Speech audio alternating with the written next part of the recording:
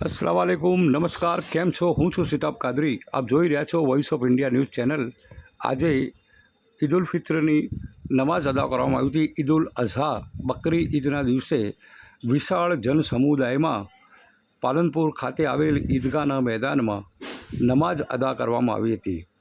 પાલનપુર શહેર કાજી ઝહીરુદ્દીન સાહેબે નમાઝ પઢાવી હતી, જ્યારે મૌલાના અબ્દુલ કુદ્દુસ સાહેબે સંપૂર્ણ વિગત આજના દિવસની એક તકરીર સાથે કરવામાં આવી હતી, જે દર સાલ મૌલાના કુદ્દુસ સાહેબ કરી રહ્યા છે. ઈદ ઉલ ફિત્ર ઇસ્લામનો બીજો સૌથી મોટો તહેવાર છે. ઈદ ઉલ અઝહા છે, તેને ઉજવવામાં આવે છે. હજ યાત્રીઓ સાઉદી અરેબિયાના મક્કા શહેરમાં જેઓ હજની અર્ચના પૂર્ણ કરશે અને અલ્લાહના માર્ગમાં પ્રાણીઓની બલિદાની આપવામાં આવશે. આ પ્રક્રિયા 3 દિવસ સુધી ચાલશે. ઈદ ઉલ અઝહા અને તેના બીજા ત્રીજા દિવસે 1 જુલાઈએ પ્રાણીઓને બલિદાન આપવામાં આવશે. સવારે ઈદગાહમાં ઈદ ઉલ અઝહાની નમાઝ અદા કર્યા બાદ મુસ્લિમ ઉમ્મા પોતાના ઘરમાં પશુઓની કુરબાની આપશે. ઈદ ઉલ અઝહા પર કોના પર કુરબાની કરવી ફરજિયાત છે? શરિયત મુજબ દરેક સ્ત્રી અને પુરુષ કે જેની પાસે 13,000 રૂપિયા કિંમતનું સોનું કે ચાંદી હોય તે કુરબાની કરવી ફરજિયાત છે. ઈદ ઉલ અઝહા પર કુરબાની કરવી વાજિબ છે, જે ફરજની નીચે છે. જો કોઈ વ્યક્તિનો દરજ્જો હોવા છતાં પણ કુરબાની ન કરે તો દોષિત ગણાય છે. જરૂરી નથી કે મોંઘા પ્રાણીઓની બલિ ચડાવવામાં આવે. જમાતખાનાઓમાં દરેક જગ્યાએ કુરબાનીના ભાગો હોય છે, જેમાં વ્યક્તિ સહભાગી બની શકે છે. આ છે ઈદ અલ અઝહાનો બલિદાનનો ઇતિહાસ.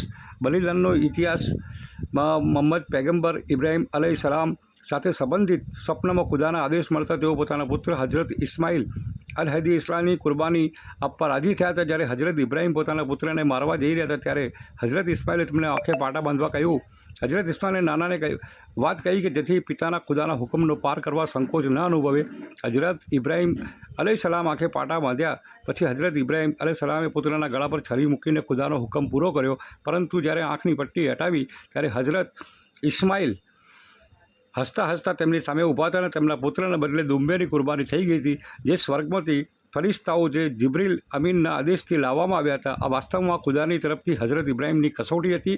ખુદાએ હજરત ઇબ્રાહીમની અલૈહિસ્સલામનું કાર્ય ગમી ગયું, એટલે કયામત સુધી તેને મુસ્લિમ ઉમ્મા પર ફરજિયાત કરી દીધું છે. આપ જોઈ રહ્યા છો અત્યારે બનાસકાંઠા જિલ્લા પોલીસ વડા એ ચાપતો પોલીસ બંદોબસ્ત ગોઠવ્યો હતો અને ખૂબ જ શાંતિપૂર્ણ રીતે ઈદની નમાઝ અદા કરવામાં આવી હતી. મૌલાના કુદ્દુસ સાહેબ અને પાલનપુર શહેર કાઝીને તમામે તમામ નમાઝ પછી તેમની મુલાકાત પણ લોકો કરી રહ્યા હતા અને ખૂબ જ મોટી સંખ્યાના અંદર અને ખૂબ જ સારી વ્યવસ્થાની સાથે આજે ઈદ ઉલ અઝહાની નમાઝ પૂર્ણ કરવામાં આવી હતી. ખૂબ જ શાંતિપૂર્ણ રીતે પૂર્ણ કરવામાં આવી હતી અને આસપાસના જે હિન્દુ વિસ્તારો છે તેમનો પણ પૂરો સાથ સહયોગ દર વખતે મળે છે. તે બદલ તેમનો પણ આભાર વ્યક્ત બંને ધર્મગુરુએ કર્યો હતો. આજે મોટી સંખ્યાના અંદર આપ જોઈ રહ્યા છો કે અત્યારે પાલનપુર શહેર કાજી પણ નમાઝ પૂર્ણ કર્યા પછી દરેક નમાઝીઓને મુલાકાત આપી રહ્યા છે. મૌલાના કુદ્દુસ સાહેબ પણ આ જ રીતે દરેક હાજીઓ નમાઝ અદા કરનાર લોકોની મુલાકાત કરી રહ્યા છે. સાંભળો કાજી સાહેબ શું કહે છે. हर त्यौहार, हर मज़हब का त्यौहार भाईचारा किसका था। ये ईद उल अज़हा हमारे इब्राहीम अलैहिस्सलाम अल्लाह ताला के तरफ से बसारत हुई कि आप कोई भी अच्छी प्यारी सी प्यारी कुर्बानी अता करो। तो इनने बहुत ऊँट भी करे, वो सब वगैरह करते, तो अभी खप के पर खावा आ ही जाते थे। तो फिर इब्राहीम अलैहिस्सलाम को किया कि अपने चाहिए थे बेटे को कुर्बान करो, तो मैं इससे एक संदेशा देना चाहते थे कि इस तरह से क्या कुर्बानी क्या चीज़ है। कुर्बानी का हुआ, आप चले साथ में ले गए, लड़के को अच्छा खासा तैयार करके ले गए, आँखों को पट्टी वट्टी बांधी के बाद जब रखा गया छुरी का तो अक्का अर्श हिल गया और आप अल्लाह ने पार को गए फरिश्ते जाओ तो इस्माइल को हटा के वहाँ पे दुम्बा आपने छुरी जलाई थी। आप समझे कि मैंने मेरे लड़के की कुर्बानी दे दी। कुर्बानी एक तकवा है, तकवा यहाँ, वरना अल्लाह ताला को खून न गोश्त पहुँचता है, पर इंसान के अंदर तकवा, भाईचारा, एक दूसरे के अच्छे अखलाक के साथ मिलजुल कर रहे, इसी को भाईचारे के कहते हैं। त्यौहार तो हर हिंदुस्तान के अंदर रहम करम है, सबको यहाँ पे आराम से खुशी मिलना चाहता है।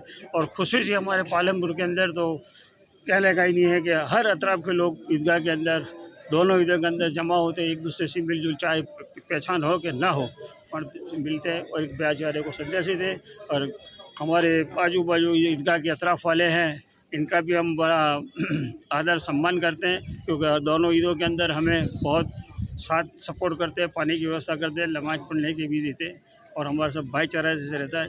हमारे पालमपुर के अंदर कोई अटका नहीं। हम तो दुआ इसलिए दुआ करते हैं कि अल्लाह ताला हिंदुस्तान को अमन अमान के अंदर रहे। हम हिंदू मुस्लिम सिख ईसाई सब भाईचारे से रह के एक हम संदेशा पहुँचा बाहर के देशों के कि नहीं देखो हिंदुस्तान के अंदर एकता और अखंडता है।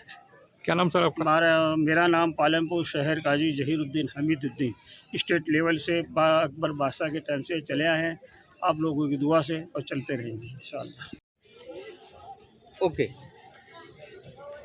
इस वक्त जो हम ईद उल अज़हा की नमाज के लिए ईदगाह में आए हुए हैं और ये कुर्बानी के दिन और हमारे हुज्जाज हज में बैतुल्लाह मिना और अरफात में पहुँचे हुए हैं, इनके पीछे का एक मर्म है, वो राज है। वो ये है कि इन दिनों में हमने शैतानी ताकतों को मात किया है और शैतानी ताकतों को मात कर कर कुदरती ताकतों को जो है हमने गलबा दिया है। इसी वजह से हमारे आज का ये त्यौहार ईद उल अज़हा का त्यौहार ये हमें पैगाम देता है कि दुनिया में जितनी शैतानी ताकतें हैं जो लोगों को लड़ाना चाह रही हैं, लोगों के आपस में फूट डालना चाहिए और इंसानों का खून बहाया जा रहा है, ख़ास तौर पर पूरी दुनिया में जो इंसानों का खून बहाया जा रहा है वो किसी भी तबके का आदमी हो, किसी भी मज़हब का मानने वाला हो, लेकिन वो शैतानी ताकतें आज भी इंसानों का खून बहा रही हैं।